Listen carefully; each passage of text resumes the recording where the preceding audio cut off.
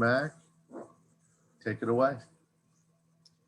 Good morning, and thank you for joining us today for a discussion on today's social issues, brought to you by Fuller Southern College Athletics Department and the Equity, Diversity, and Inclusion Team, Ed.D.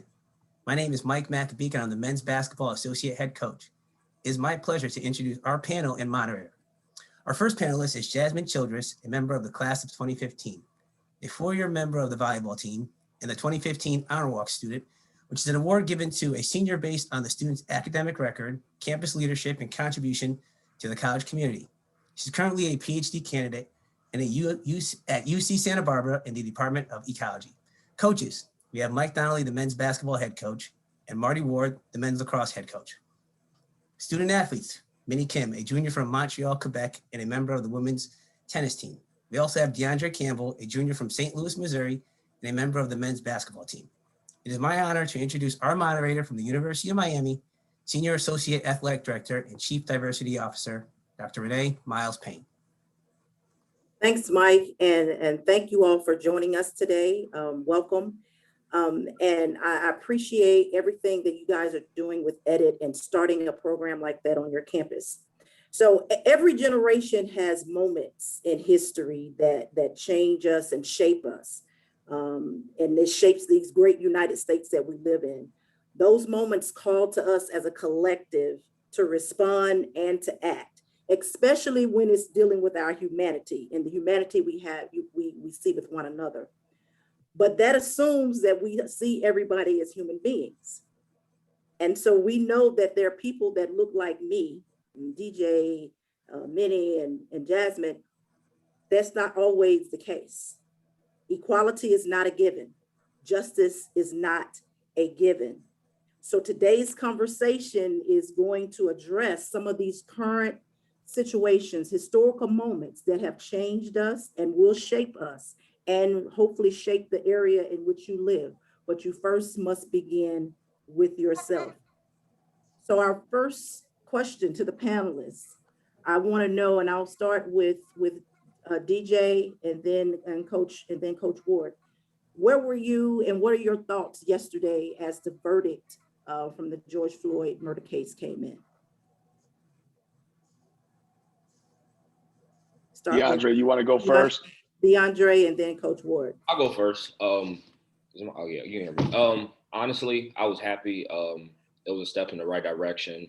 It was a big step for the Black community to see something like that happen. But it just shows that when the verdict was coming out, we didn't know if he was going to get convicted. And just that alone shows how far that we have to go to finish this job of fighting for equality.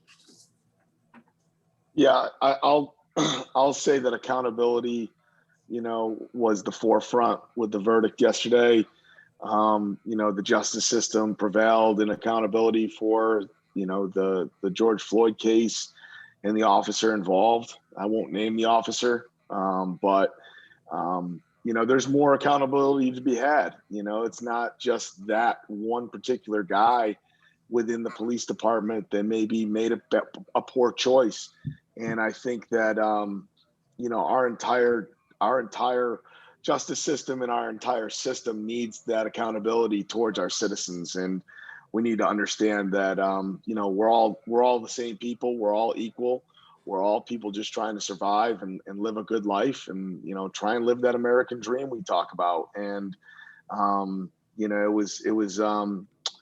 it was a breath of fresh air to see the guilty verdict come down yesterday, for sure. Thanks for sharing that. Minnie, and then Coach Donnelly, and then Jasmine. I personally thought, at first when I saw the news, I was extremely shook because, to be honest, I haven't really thought of that these days. And then I saw the news that I guess it's been going on this entire time. And I was very happy because he didn't do something that was right. And I thought that it was, that the verdict that came out was really not good, but I think that he needed to be accountable. The other said, he needed to be accountable for what he did. And I was very happy for that. And for the Black community, I think that that's a huge step. But as Coach Word said, there's more to be done. It's not that specific thing that's going to change everything. Like, I think there's more that needs to be done. And, but I think that's a really good step in what's been happening. So, yeah. Yeah, we were watching the verdict in our office, and we had just got done working out with a conditioning session. And, you know, I think everybody, at least I can just speak on the men's basketball behalf, everyone was kind of on edge because, you know, this was such a big decision and all of America was watching. And, you know, when the verdict came down, you know, I think there was a sigh of relief in our office and throughout our basketball program. And the more I thought about it, it's just, it shouldn't even be like kind of what DeAndre said earlier. It shouldn't have been in question. I mean, the man deserves to go to prison. He needs to be held accountable, and luckily he will. But like DeAndre says, we have a long ways to go because it shouldn't have even gotten to that point where everyone's on edge. I mean, it was, you know, it shouldn't even be a question in America in 2021.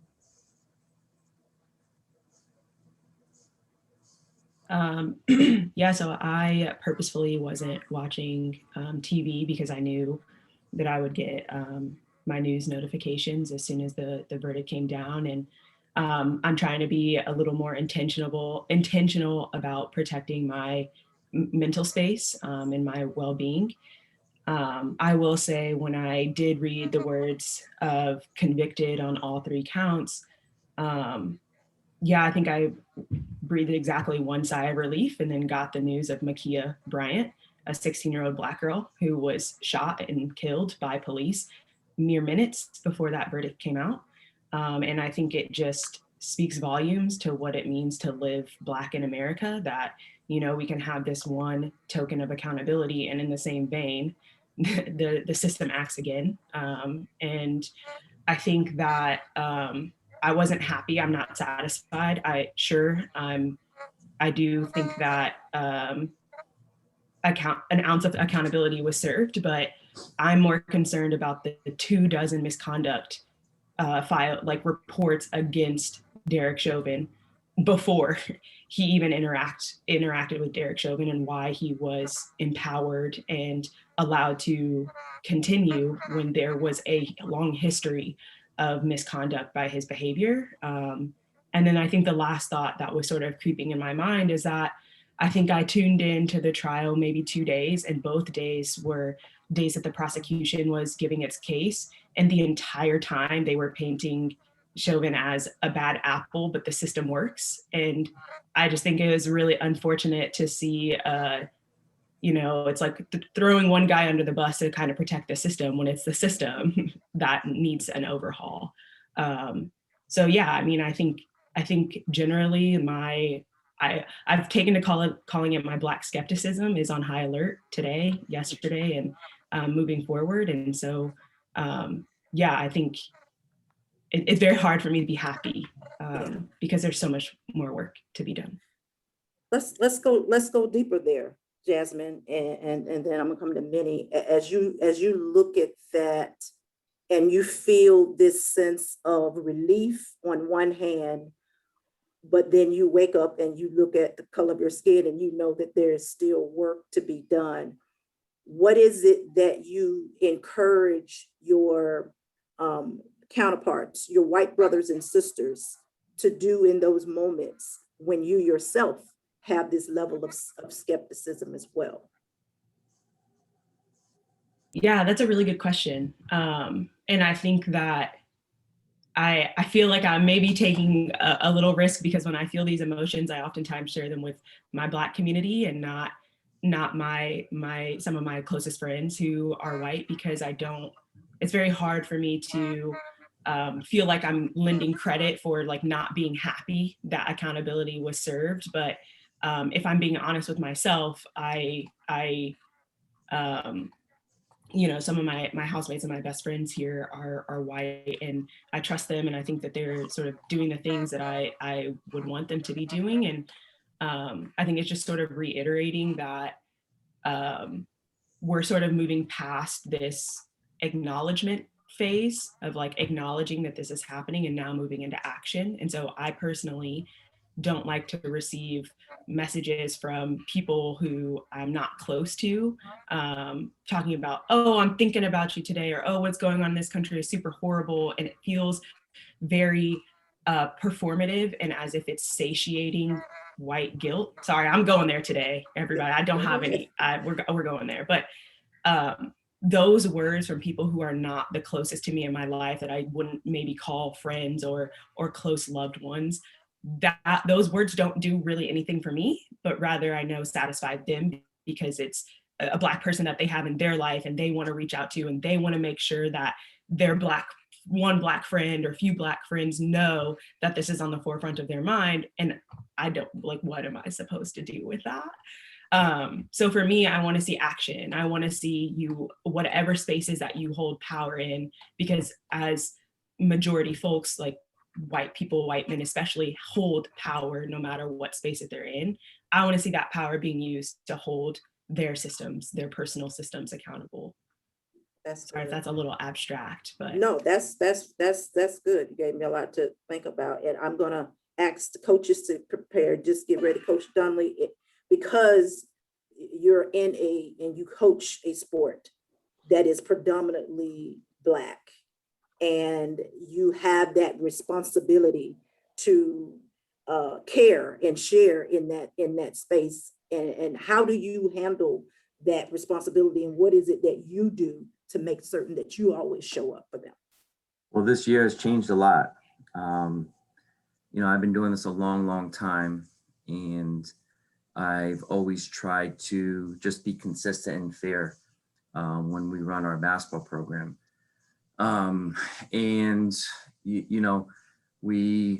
We always just try to make our guys comfortable, whether they're white, Black, whatever. We just want them comfortable so they can succeed, and that's always our goal as a coaching staff.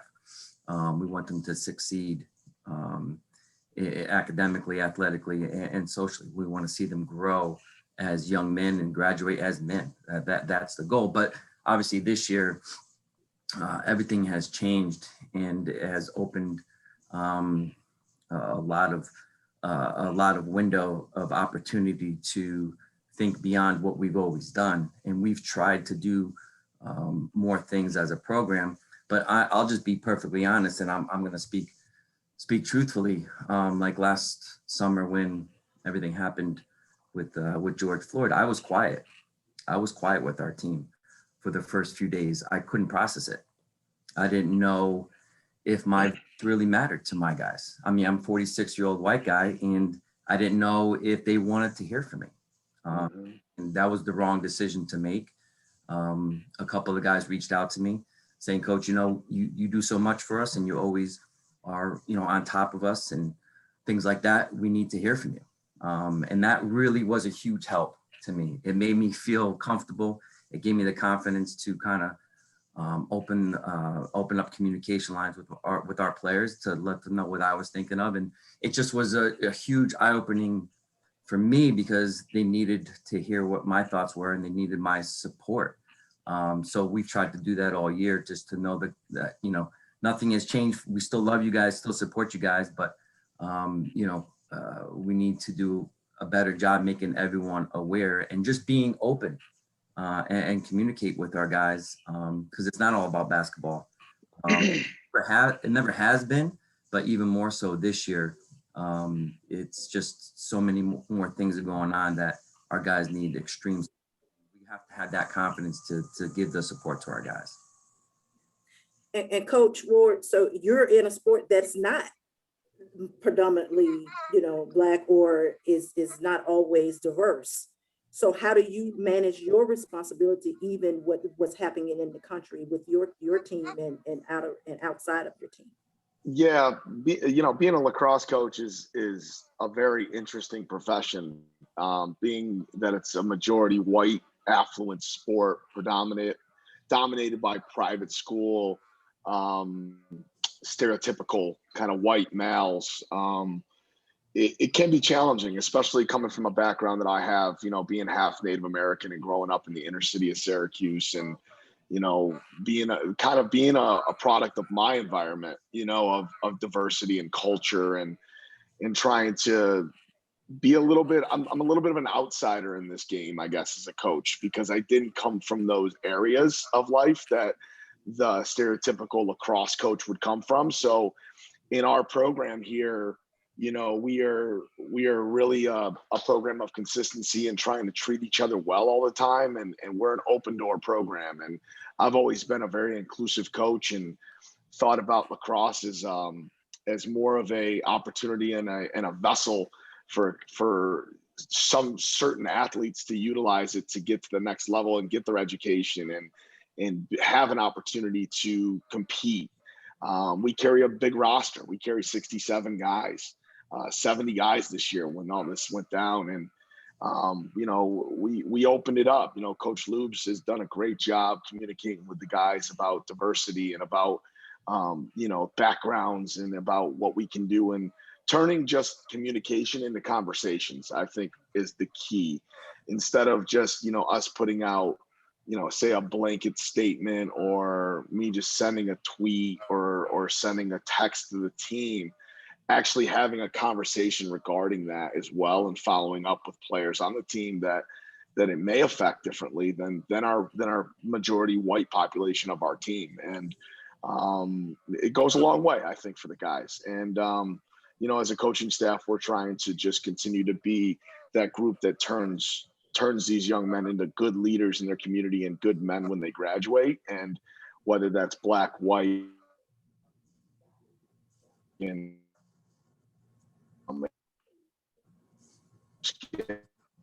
where you come from, it's just all about, the work ethic you have and what kind of teammate you are while you're here. So just trying to push that as much as we can. And trying to let maybe less entitlement and more appreciation is really what we're trying to get to. Excellent. I love that answer. Minnie, and then DeAndre. But Minnie, I want to get your perspective from being an international student. Again, that is under the umbrella of diversity and inclusion. And you're coming to a country that you're looking from a different lens, like, wow, is this, what's going on here? This doesn't happen in Quebec, in Canada. What, talk to me about how you see this progression of justice and injustices that have occurred in the United States. So with everything, I'm so sorry about this. So with everything that's been happening, like last semester wasn't when I was back at home, we've been looking at the news about what's been happening in the US with George Floyd and everything. And all that we could think about is that it's crazy and sad at the same time, because these kind of stuff don't really happen much often back at home. And so it's kind of, when I was watching the news with my friends and families, all that, like we didn't know what to say. We were like, we can't believe like this is happening in that country. And it's not only like that one thing, like let's say George Floyd, it's not only one thing that happened. It's like multiple things that happened before that and after that. And it's just been adding up, and it's been getting worse and worse. And we just thought that it was very sad. And yeah, and also as like an international student, you were asking about like the coaches having conversations with their athletes, but us, to be honest, like in our team, we've never had these kind of discussions, just because like we're all coming from the same place. We're all international students. We're all just trying to come into a new country, and we're just trying to fit in. We're trying to, not make any problems or anything. So we've never come to a point where we had to have that discussion, because we've never had these kind of problems. But I still think that, even though we haven't had these problems could happen potentially. And so I think that we should have these kind of conversations. So yeah, I don't know if I answered your question. No, you did. You gave me the perspective that we needed to hear. That's the perspective from being an international student and coming into this kind of space. DeAndre, just man, how do you cope? How do you not let it stop here, but continue the conversation with your teammates and be bolder on your campus? Well, I'll start with the men's basketball program. My coaches do a great job of bringing in guys that are real family-like. They have never made me feel like I was on the outside. They always make me feel like I'm on the inside, especially when things like this are going on in our country. Me growing up, I've been in a predominantly white school district my whole life, probably since like kindergarten. So I would say probably up until like my freshman or sophomore year, all I knew was I was going to school. I was with my white friends. I go play basketball, football, or baseball with them. And then I come back and it was just all fun and joy. And then in the background, I'm growing up my freshman, sophomore year, and I'm seeing things like the Michael Brown incident, which happened in St. Louis, Missouri. So like I saw that firsthand, all those protests and riot, and that was like happening in my street. So I saw what it does to people mentally and physically, honestly.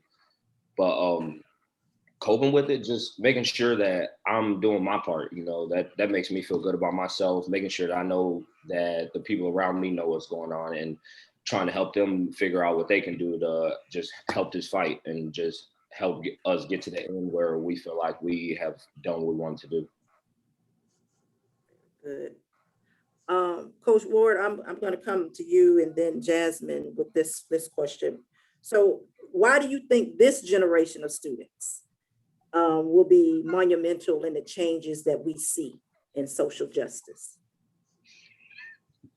I think that these conversations, these weren't happening when I was in college, being now removed from college 17 years, I'm sorry, not 17 years, I'm losing track. Come on, tell us your age, Coach. Let's go. Being 36 now, and I think these conversations weren't happening. They were happening within small groups, like just going back to where I came from, the city school district of Syracuse, like an underfunded city school district, free lunch, us having breakfast at school, like growing up that way and just being around other kids that grew up that way, and then going to college and then meeting new kids that were pretty inclusive guys and girls that I went to school with. But the conversations like this weren't happening. College students weren't talking like this. And I think that this generation now has a tremendous, not only opportunity, but a responsibility to carry out what they're speaking about and provide action and provide, take the steps forward with their actions to help. And it takes leaders, I feel like, that are a little bit more progressive minded, that may be a little bit older, and a little bit that want to hear out problems, want to hear where the young people are coming from, and want to see it, and then want to get in the trenches with them and actually help try and fix it. Not just say you want to try and fix it and then just forget about it for 3 weeks, And I think that that's a huge opportunity for the young people in this generation. And I think that they're gonna do a great job with it. And it comes to leaders like myself, Coach Donnelly, other coaches and other people in the communities, yourself, Renee, Coach Mack, everybody, just trying to help, kind of guide, and give that mentorship to say, you can say that if you want, you can take action if you want, this is a great opportunity for you. So I think this generation has great responsibility, but I think that they also have a great opportunity as well. Jasmine? Yeah, I think depending on the day, I have maybe a slightly more pessimistic and slightly more optimistic view.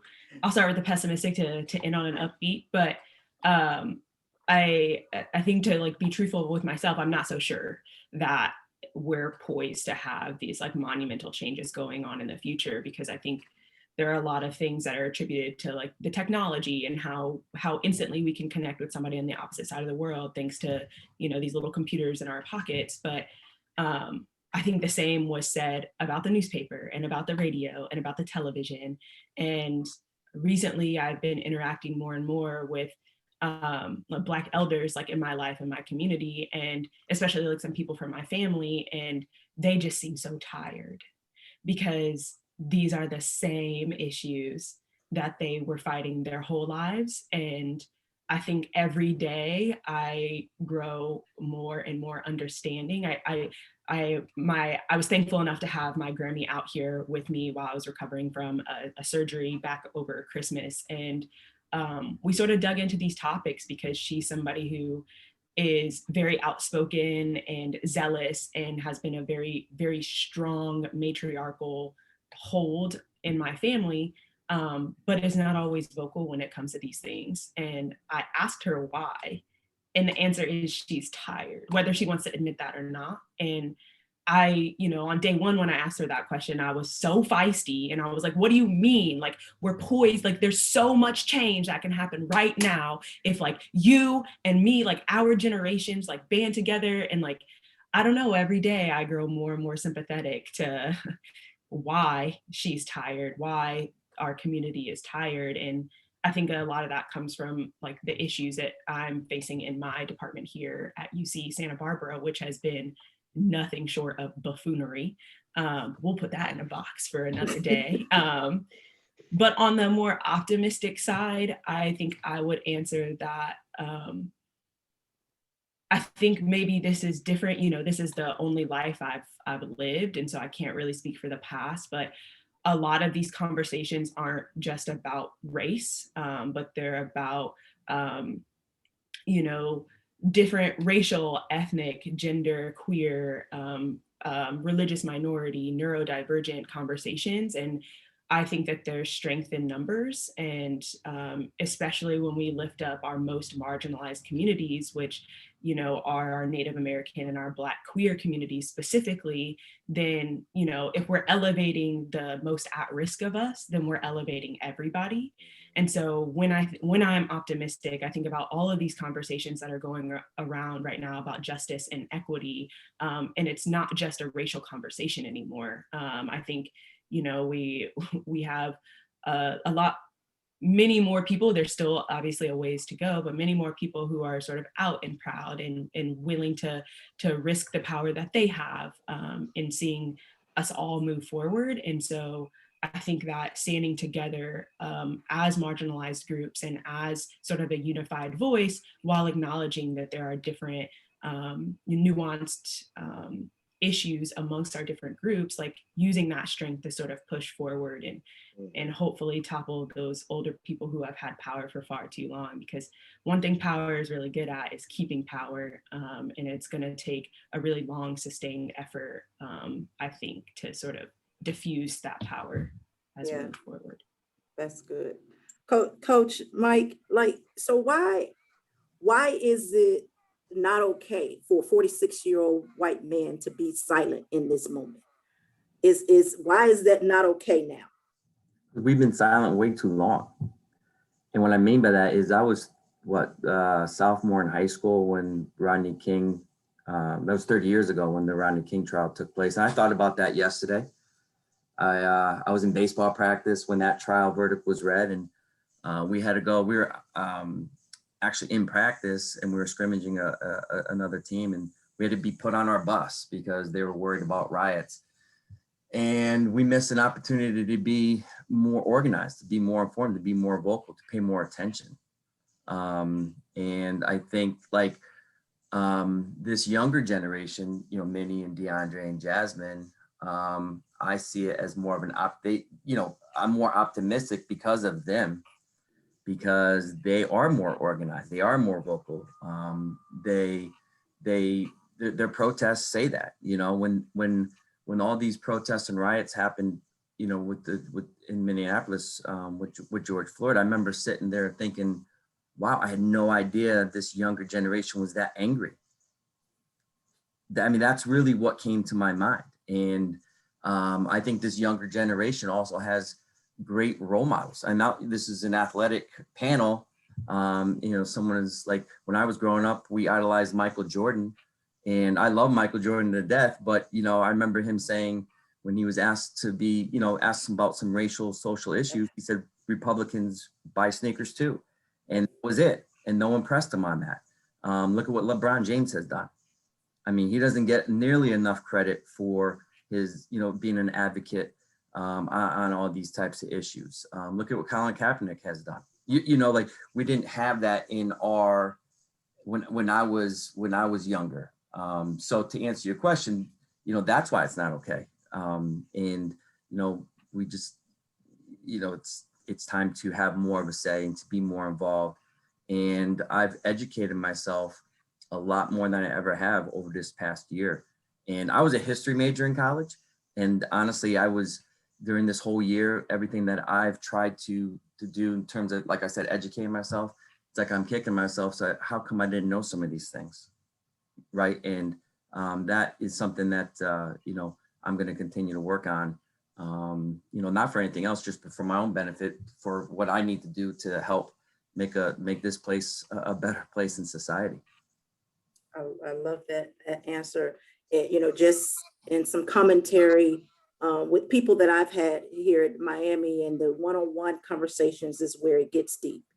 And to know that, there were people before we had diversity trainings and things of that nature, they didn't even know how Black people got to the country. They did not. I mean, literally had no idea how they arrived. We've all just been here, and because Right. it's not in the history books, it's not taught. Unless you get some additional teachings from parents or elders, as Jasmine stated, you don't get it in school.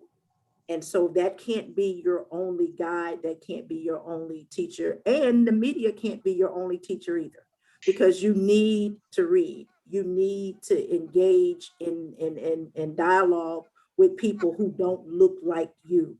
You must do that. So if I don't do anything else on this call today, is encourage you to find someone. I have two friends, white friends, Paula and Angie. And we have those deep conversations about what the other person's race would be thinking in terms of what is happening.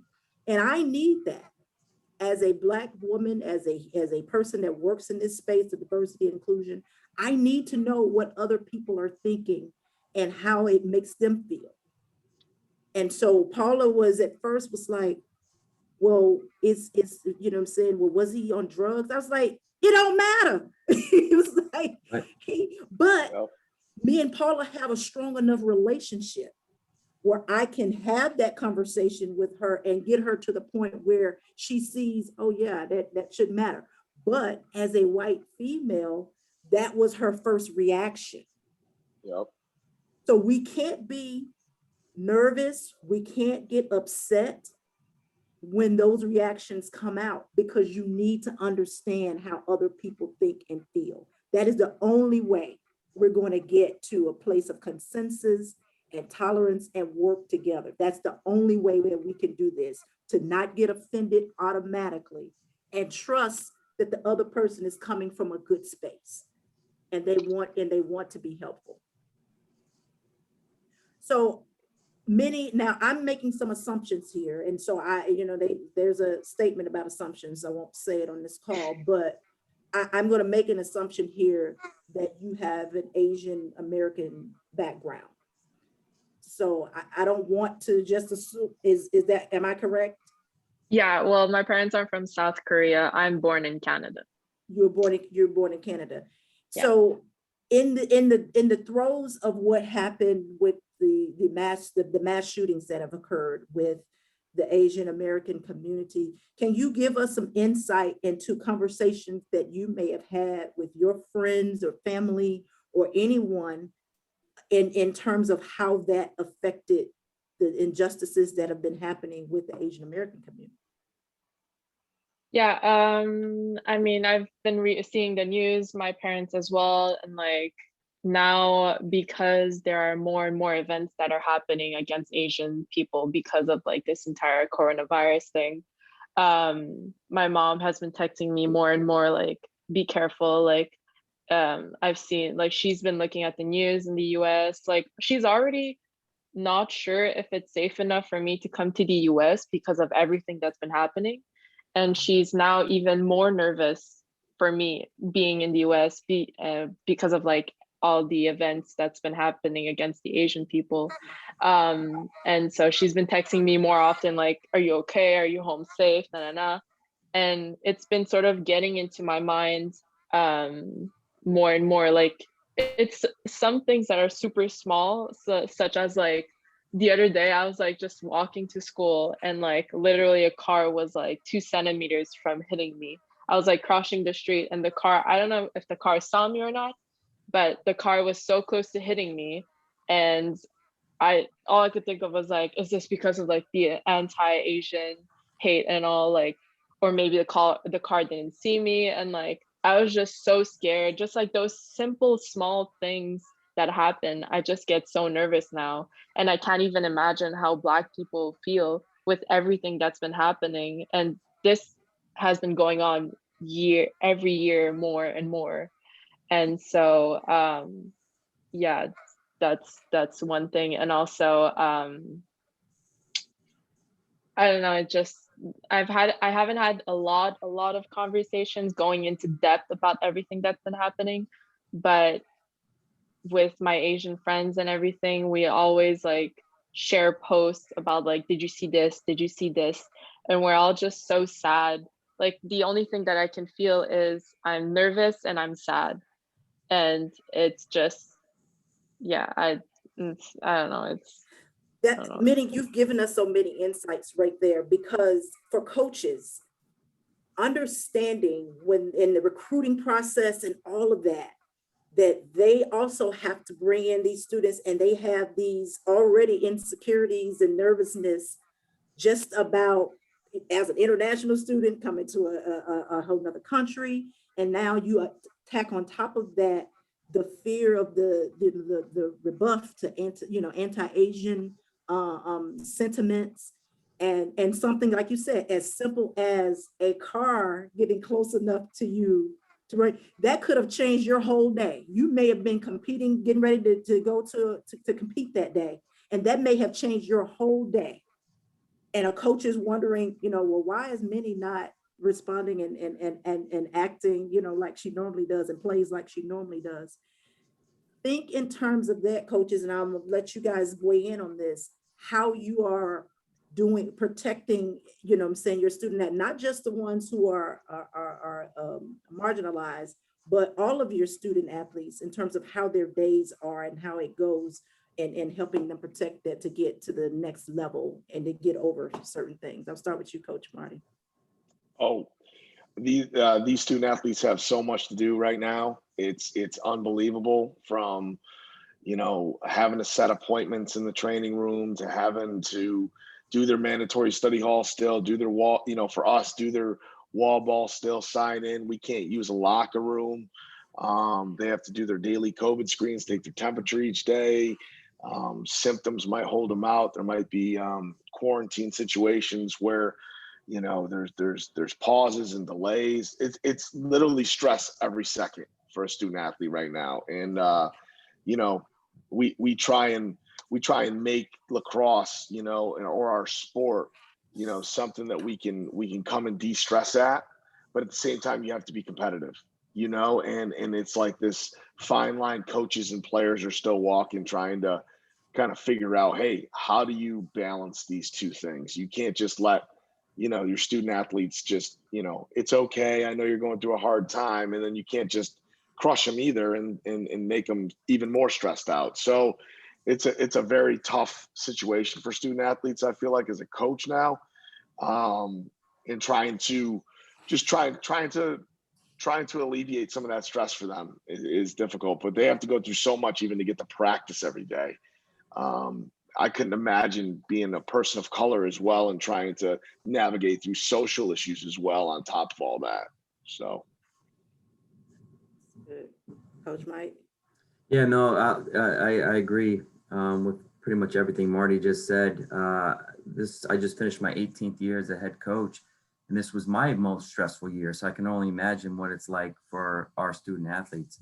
I always try to keep in mind, we as a staff always try to keep in mind that our guys are with us 2 hours a day, right? The other 22 hours, they're a regular student, and they're a regular person. They're dealing with a lot of other things other than just worrying about what they need to do on the basketball court. But some of the things that I've thought about a lot this year is, I know, just talking with our guys, like I know that when they come to practice, or they come to a weightlifting session or a workout on the court, that is a stress reliever for them. So it is extremely important because it does clear their mind. This is what they love to do. And we've tried to really do our best trying to balance it as best as possible. Because again, and that's something that I've struggled with a little bit this year, knowing that our guys wanted to come and kind of clear their head and, do what they love to do on the court, is not bog them down with other things, and that's something that we've tried to balance as best as possible as a staff. And I hope we did a pretty good job, but that was a challenge this year. But again, just trying to keep in mind that our guys are, 22 hours a day. They're just like every other student, just like every other person. And it goes so much deeper than just when we see them for those 2 hours in a day. And you just got to keep that in mind as much as possible. Awesome. So I'm going to ask Jasmine's question. That's not me. Oh, I'm sorry. But maybe it's my mom. Mommy, It said is that Jasmine. you? Oh, okay, Oh, it's Jill. yeah, okay. Okay, I was like, I didn't submit this, but wow. Okay.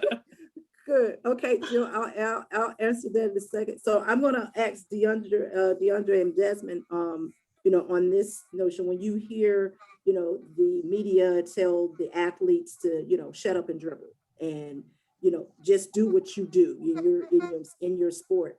What do you say to that? And how does that make you feel? Start with DeAndre, then Jasmine. Honestly, I've never really responded to it.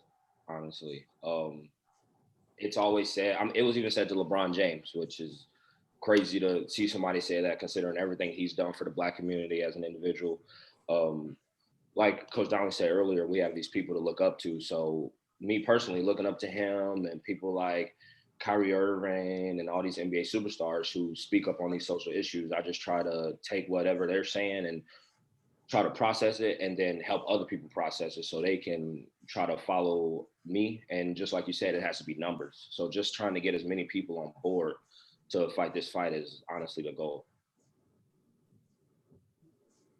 Yeah, I think I personally tend also, like DeAndre, not to engage with those people because I pick and choose when I engage and when I have those deep conversations. And somebody who's going to be that close to me is never going to tell me to shut up and dribble or shut up and play my sport. But I do think it's a prime opportunity because I think it's a prime opportunity for my closest allies to go get your uncle. Like, if you want something to do, go get the racist uncle at Thanksgiving who's saying these athletes should shut up and dribble, because it's a lot of, coming back to the conversations that you have with your two closest white friends, Dr. Renee, it's that's labor. That is emotional, mental labor. Every single one of these conversations. And I'm not going to presume to know your closest pals, but I don't exist to be a tool of education for these communities that want to be allyships, though I will pick and choose. I think I at least have that right to pick and choose who I engage with. And somebody who is so far not ready to have the conversations that I want to have, I'm not going to waste my time on them. But that's, I think, a perfect opportunity where I have, allies in my life who are saying, how can I help? How can I have these conversations? Go talk to those people, because I don't have the capacity to do it anymore. So that's usually how I respond. Got it. And I will give a flip to what Jasmine just said, because I believe that if I don't educate them, then who will? And who will they get their information from? And I co-sign everything Jasmine said, because it is tough work. It is mind-boggling. It is labor-intensive. But if they leave my presence and I have not endowed them with the right information, then they will be ignorant possibly forever, because they won't give into another person that they want to engage with. They will just go about. It's like me coming to the University of Miami and there were white people who had just learned how Black people got to the country, because Yeah. they had never heard anybody tell them this and tell the story. And so it was the first time that they had engaged in that story, which then caused them to go on their own hunt and their own journey. But it started with a bare conversation of me giving them information to go on their own journey.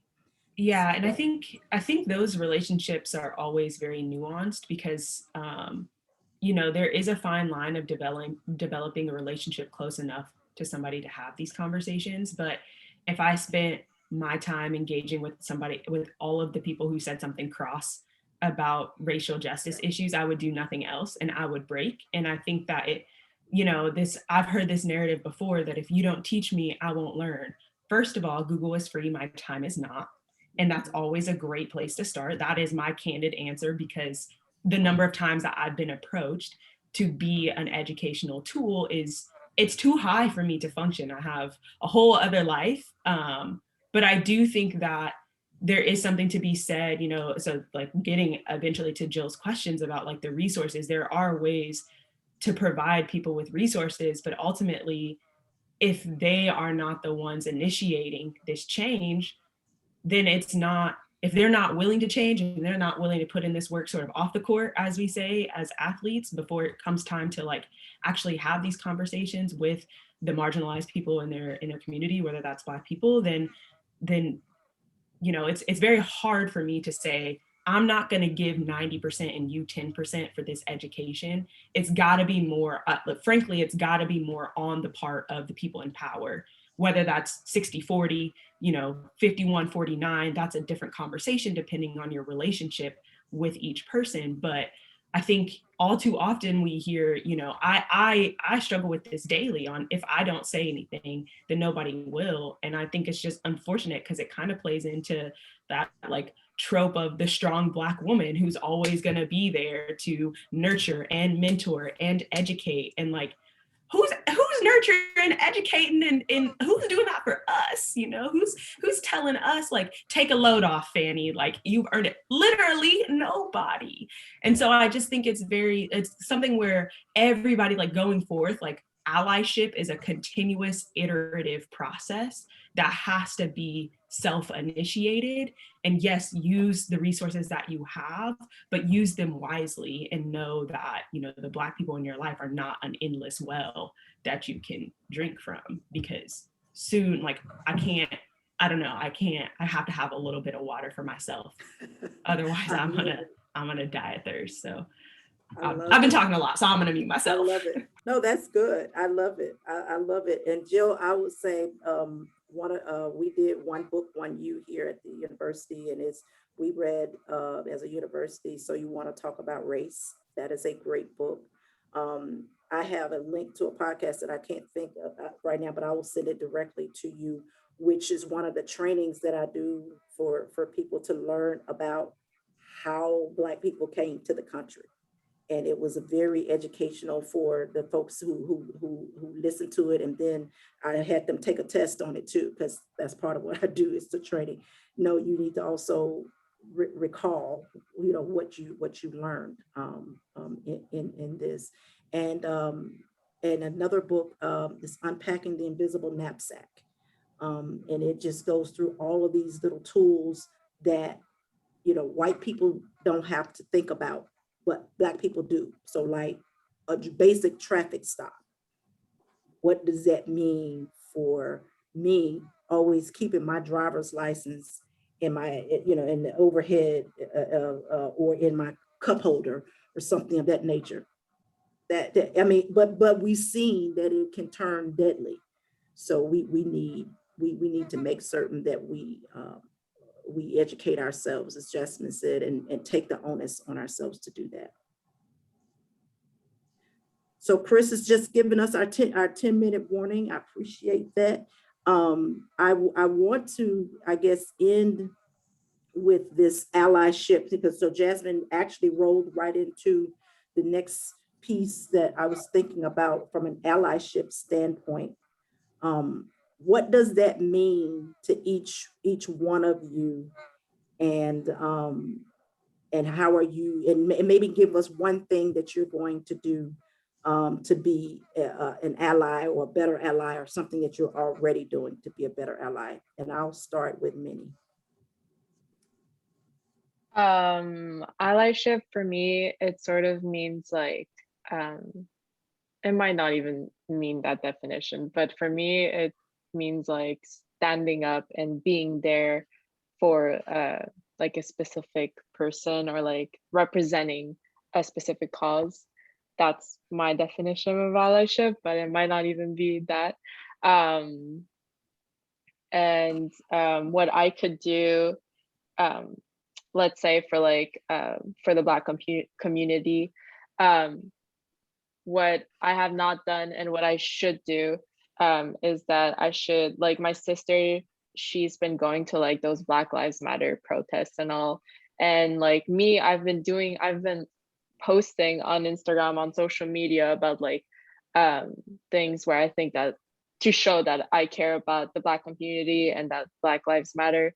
But like Jasmine said, like, you know, it's good that you're posting things, but what actions are you actually taking physically in order to show your support? And I think that's a good point, like that she brought up. Like, I think that I should step up, and instead of just posting things on social media, I should actually go and protest and show that I actually care about like different things, just like Black Lives Matter and all. So yeah. Gotcha. DeAndre, then Coach Mike, and then Coach Boyd. Honestly, I think the first step is we need to have more conversations like these. More people from not the same background, different backgrounds need to get together. And I think the first step is for people from their background to understand what their privilege is. A lot of people are very blind to the fact that white privilege does exist. It exists and we see it every day. And I just think the first step is attacking that, getting together, like she said, Minnie said, getting out, protesting, and just, like I said, in the last time I talked, is getting these numbers up. We're not going to be able to do it alone as a Black community or for other marginalized groups. Nobody will be able to do it alone. So it's just time to push out that hate and try to bring more love into society. Absolutely. Yeah, for me, it's just two quick things. It's one, empathy. Showing a lot of empathy is very, very important. And then is education. Just going back real quick about books being recommended. I read 2 books over this last year that changed everything for me with my outlook. And one was the Why We Can't Wait by Martin Luther King.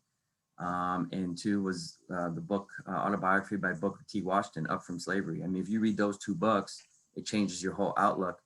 And, you know, I think that's to me has changed like my perspective and outlook, and just empathy is going to be something that I really have taken from all of this. Marty? Yeah, allyship for me is standing up, you know, for what's right when everything around you is maybe going wrong, and everyone around you may be saying things or doing something that you know is not right, even when maybe you're, you know, the group that it doesn't affect you directly, but standing up for what's right, and that's being an ally on an everyday in an everyday setting. You know, committing to action every day and having conversations like DeAndre said, and actually being able to speak about certain things that are happening. And then taking care and taking the time to educate your family and to educate people that are close to you. Because, you know, like you said, Renee, about, you know, endowing that information into people. That's if you have information, you know, you should have a sense of responsibility to try and share that with folks that maybe don't have it. Not, you know, I'll leave it on this one last thought. Coming from a Native American household and growing up in upstate New York, where the Haudenosaunee people come from on the Six Nations and the Iroquois Confederacy.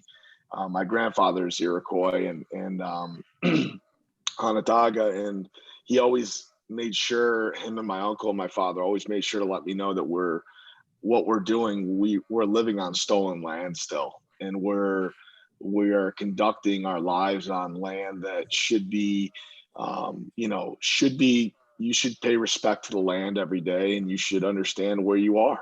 And I think that's something that we need to take a step back as well, and even go deeper in history into what this is. So. Love it. Jasmine? Yeah, I think allyship to me is decentering the majority narrative and providing the space for those who have been marginalized. You know, in this conversation, we're talking about racial equity, but, you know, insert marginalized group, because there are so many different types of historically marginalized groups in this country and in the world, but it's giving the platforms to them. I think I was shortly reminded of Coach Mike saying he was a history major and was wondering how he like never learned about this, that, and the other. Well, I feel like that's because that was very intentional. It's not like you were just slacking off as a student, but it was very intentional about the things that have been circulating around our like educational system since the inception of this country. And I think being able to, the beauty of social media and the internet and all of our technology is that now we're able to amplify the voices that have been repressed for so long. And so taking the time to root out those, you know, podcasts or books or, you know, written docs that have long existed. Like I firmly believe that the platform to moving into a better society has been laid by those that have come before us. And now we just need to listen. And now we just need to put that into practice. And so it's taking time to decenter. Maybe that's, you know, I am an ally to other communities that I don't identify with. And for me, it's every day I wake up and it's a commitment. It's a lifelong commitment. And that's what we're in for. And we're all going to be much better for it if we realize that this is a continuous and iterative process that we're all sort of working through together. Absolutely. Guys, this has been an awesome conversation. Thank you so much, Jasmine, for again getting up early on the West Coast and engaging with your alma mater. Coach Ward, thank you so much for the insight and letting us know some of that history from the Native American side. DeAndre, thank you so much for continuing to be a voice of reason within your team, but hopefully also on the broader campus. Minnie, thank you for bringing that international perspective and the Asian American perspective to this conversation. It was very needed, very necessary and important. And then finally, thank you, Coach Mike, for just your in bringing yourself and your whole self and being honest and open to share with us where you saw spaces that you needed to be better and to let us know that you're in the fight with us and you're going to maintain that fight. Thank you all so much for joining us today. I hope that you continue to do the great work that you're doing with Ed.D, and we'll see you later. Thank you. Thank you. Bye. Thank you. Thank you, Renee.